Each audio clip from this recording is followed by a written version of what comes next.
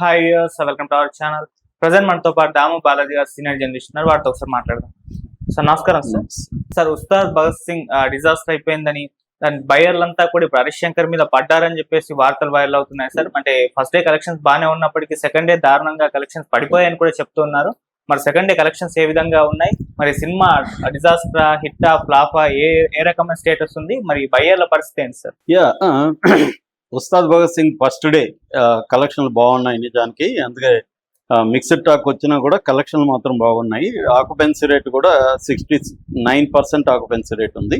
First day కలెక్షన్లు ఇండియాలో net తీసుకున్నప్పుడు 31,50,00,000 31,50,00,000 అనేది కలెక్ట్ చేసింది. ఇది డీసెంట్ కలెక్షన్ అని చెప్పొచ్చు. కాకపోతే పవన్ కళ్యాణ్ సినిమాలతో కంపేర్ చేసినప్పుడు పవన్ కళ్యాణ్ సినిమాల్లో మనకి ఇప్పటి వరకు రికార్డు కలెక్షన్లు వచ్చి దే కాల్ హిమ్ ఓజీ. అది ఫస్ట్ డే కలెక్షన్లో 63,75,00,000. ఇది హైయెస్ట్ అనమాట పవన్ కళ్యాణ్ సినిమాలో. దాని తర్వాత మనకి హరిహర వీరమల్లు 34 కోట్లు చేసింది, భీమ్లా నాయక్ 37 కోట్లు చేసింది, వకీల్ సాబ్ 40 కోట్లు చేసింది.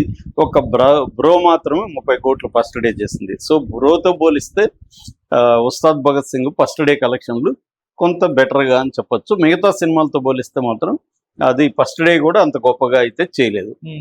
ఇక సెకండ్ డే వచ్చేసరికి దారుణంగా పడిపోయింది. సెకండ్ డే 9,23,00,000కి పడిపోయింది. సెకండ్ డే ఆక్యుపెన్సీ వచ్చేసరికి 36%. అంటే ఫస్ట్ డే 69% ఉన్న ఆక్యుపెన్సీ సెకండ్ డేకి 36% పడిపోయింది. సో కలెక్షన్లో డ్రాప్ చూస్తే 76% డ్రాప్. ఇది డ్రాస్టిక్ డ్రాప్. అంటే ఎంతో డిజాస్టర్ అయితే కానీ ఇంత డ్రాప్ జరగదు. ఒక మాదిరిగా ఉన్నా మామూలుగా పర్వాలేదనే టాక్ వచ్చినా కూడా సాటర్డే కాబట్టి ఫస్ట్ డే కంటే కూడా కనీసం కొద్దిగా పెరిగి ఉండాలి, ఫ్రైడే కంతా కూడా పెరిగి ఉండాలి. కానీ దీనికి డే 1 నుంచి డిజాస్టర్ టాక్ రావడం, హరీష్ శంకర్ అతి దారుణంగా అతను కూడా కామెంట్లు కూడా చాలా దాని హెడ్ వెయిట్తో మాట్లాడడం, మీరు కళాఖండం ఆశిస్తుంది మీ తప్పు, హరీష్ శంకర్ ఇలాగే తీస్తాడని అతనేదో ఒక గొప్ప డైరెక్టర్ లాగా అతను ఫీల్ అయిపోయి చెప్పడం. ఎందుకంటే ఒక హ్యూమిలిటీ అంటారు. అతను ఒక మామూలుగా కమర్షియల్ సినిమాలు తీసుకునే ఒక ఫార్ములా డైరెక్టర్, అందుకంటే ఏమీ లేదు అతనికి. ఏదైతే అన్ని కుదిరినప్పుడు ఇట్ అవుతుంది, లేకపోతే లేదు. అట్లాంటప్పుడు గమ్మున ఉండాలి. కానీ అతనేదో పెద్ద కమర్షియల్ సినిమాలో కింగ్ లాగా అతను, లేకపోతే పాన్ ఇండియా సినిమాలు తీసేసి పెద్ద హిట్లు ఇచ్చేసినట్టుగా మాట్లాడడం వల్ల కూడా నెగిటివిటీ అయింది. నిజానికి ఈ సినిమాకి వైసీపీ వాళ్ళు ఇంకొకరు పని కట్టుకొని ఏమి నెగిటివిటీ చేయలేదు, పెద్ద పట్టించుకోలేదు ఎవరు కూడా. సో కాబట్టి ఇది ఏమాత్రం బాగున్నా కూడా ఈ సినిమా ఆడాల్సింది. ఇంకోటి ఏంటంటే దురంధర్ 2 రివెంజ్ అనే సినిమా వచ్చింది. ఆ సినిమా చూసుకుంటే 2 రోజుల్లో దురంధర్ కలెక్షన్ 220 కోట్లు. అది అన్ని రికార్డులని, పుష్ప 2 రికార్డులను కూడా బ్రేక్ చేసింది. అది కూడా దీనికి పోటీ దానివల్ల కూడా పడింది అనేది కొంతమంది అంటున్నారు. కానీ నిజానికి అది పెద్ద పోటీ కాదు. ఎందుకంటే అది పాన్ ఇండియా సినిమా, ఇదేమో తెలుగు సినిమా పవన్ కళ్యాణ్. కాబట్టి దురంధర్ వల్ల దీనికి దురంధర్ లేకపోతే ఇది ఇట్ట అయింటదా, అయ్యే ఛాన్స్ లేదు. ఎందుకంటే ఇది దీంట్లో ఈ సినిమా బాగాలేదు అనేది ఫస్ట్ కారణం. సో అంటే పవన్ కళ్యాణ్ కూడా గొప్పగా ప్రజెంటేషన్ చేయలేదు. ఇతను రొటీన్ గా ఉంది. 20 నిమిషాల సేపు పవన్ కళ్యాణ్ కనబడ్డావు. ఆ 20 నిమిషాలు ఏమన్నా ఎంగేజింగ్ గా ఇంట్రెస్టింగ్ గా తీసాడా అంటే, హీరో కనబడకుండా 20 నిమిషాలు నడపాలంటే చాలా ఎంగేజింగ్ ఉండాలి. అది కూడా రొటీన్ గా 1990s తీసిన గూడెం తీసుకొని అదేదో రొటీన్ గా, దానికి అసలు ఎక్కడ ఒక ఎమోషన్ అనేది మనకు తాకట్లేదు. ఆ 20 నిమిషాల్లో కూడా ఏదో అలా జరిగిపోతూ ఉంటది. సీరియల్ కంటే అధ్వానంగా ఉంది. మరి అలా ఇవాళ ఏంటంటే ఓల్డ్ సినిమాలకి ఎక్స్పోజ్ అయిపోయినాం మనం. అందువల్ల ఒళ్ళు దగ్గర పెట్టుకొని డైరెక్టర్లు తీయలేకపోతే గమ్మున ఉండాలి తప్ప ఇట్లా ఒక పవన్ కళ్యాణ్ లాంటి ఒక స్టార్ జీవితంతో ఆడుకోకూడదు. పవన్ కళ్యాణ్ కూడా ఏంటంటే ఆయన రాజకీయ కెరీర్కి ఇంపార్టెన్స్ ఇచ్చి సినిమాలకి ఆయన పెద్ద ఇంపార్టెన్స్ ఇవ్వట్లేదు. ఆయన సినిమాలు ఎందుకు చేస్తున్నాడు? 2 కారణాలు. ఒకటి డబ్బు, అది ఆయనే చెప్పాడు, నాకు డబ్బులు కావాలి, పార్టీని నడపాలి, నాకు వేరే వ్యాపారాలు లేవు కాబట్టి నేను సినిమా తీస్తున్నా అని చెప్పాడు. వెరీ గుడ్, అది కరెక్టే. రెండవది ఆయన ఎందుకు తీస్తున్నాడు కారణం, రెండో కారణం ఏంటంటే ఫ్యాన్స్కి గ్యాప్ వచ్చేస్తే, సినిమాలు తీయకుండా గ్యాప్ వస్తే ఫ్యాన్స్ నాకు రెగ్యులర్గా ఫ్యాన్స్ ప్రొడ్యూస్ అవుతూ ఉండాలి ఎప్పుడు కూడా. అంటే ఒక జనరేషన్ వెళ్తుంటే ఇంకో జనరేషన్ వస్తూ ఉండాలి. అది సినిమాలు లేకపోతే గ్యాప్ వచ్చేస్తుంది అనేది కూడా ఆయనకు ఉంది. ఆ ఇమేజ్ కూడా ఇంపార్టెంట్. ఎందుకంటే చిరంజీవి ఆ తప్పు చేశాడు కాబట్టి చిరంజీవికి అది నష్టం జరిగింది. ఎందుకంటే పవన్ కళ్యాణ్కి ఒక ఎగ్జాంపుల్ గా చిరంజీవి ఉన్నాడు అన్ని విషయాల్లో. రాజకీయంగా చిరంజీవి ఏం తప్పులు చేశాడు, సినిమా పరంగా ఏం తప్పులు అవన్నీ పవన్ కళ్యాణ్ ఇంకెక్కడికో పోవాల్సిన వాళ్ళ ఇంట్లో ఒక పాఠశాల, దాని నుంచి పవన్ కళ్యాణ్ నేర్చుకుని ఇంప్లిమెంట్ చేస్తాడు. సో అలాగా ఈ రెండు కారణాల వల్ల సినిమాలు తీస్తున్నాడు. దాంతో ఆయన ఏంటంటే ఎక్కువ డేట్స్ ఇవ్వలేడు, సినిమా మీద ఎక్కువ కాన్సన్ట్రేట్ చేయలేడు కాబట్టి దానికి తగిన విధంగా సబ్జెక్టులు ఎన్నుకుంటూ వస్తున్నాడు. మ్యాక్సిమం రీమేక్స్ చేయడం, దీనికోసం ఆయన త్రివిక్రమ్కి అప్పగించాడు. ప్రాజెక్ట్ సెట్ చేయడం అంటే తన అవసరాలన్నీ త్రివిక్రమ్కి తెలుసు కాబట్టి దానికి తగినట్టుగా త్రివిక్రమ్ సెట్ చేసి ఇస్తున్నాడు. కాకపోతే ఇక్కడ పవన్ కళ్యాణ్ కూడా నేర్చుకోవాల్సిన అంటే ఆయన మారాల్సింది ఏంటంటే ఆయనకి తెలియదని కాదు, మారకపోతే ఏంటంటే అభిమానులంతా కూడా హర్ట్ అవుతారు, మార్కెట్ కూడా డౌన్ అవుతుంది.